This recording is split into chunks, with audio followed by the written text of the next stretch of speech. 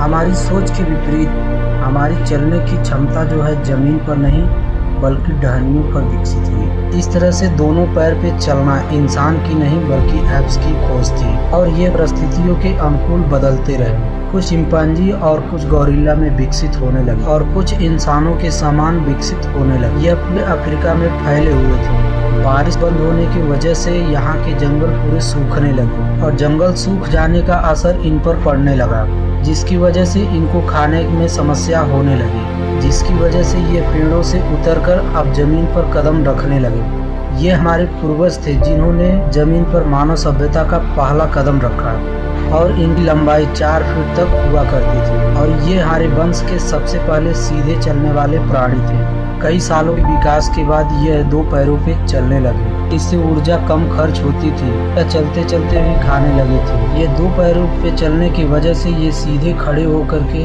दूर दूर तक नजर रखने लगे और समय के साथ इनका दिमाग विकसित होने लगा।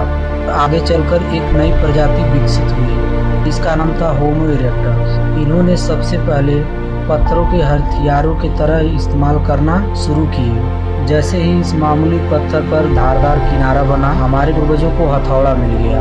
अब ये बहुत सारे काम कर सकते थे। समय के साथ हमारे पूर्वज समूह में रह करके अब जानवरों का शिकार करने लगे थे और इन्होंने आग की भी खोज की।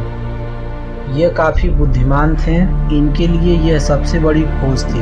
इन्होंने धीरे धीरे आग पर मांस पकाना सीख लिया। अब आग पर खाना पकने की वजह से इनको पचाने में कम ऊर्जा की खर्च होती थी, जिसकी वजह से यह ऊर्जा इनके दिमाग में विकसित होने लगी, जिससे उन्हें ज्यादा ताकत मिलने लगी। करीब 2 लाख साल पहले ये पूरी तरह से इंसानों के रूप में बन चुके थे।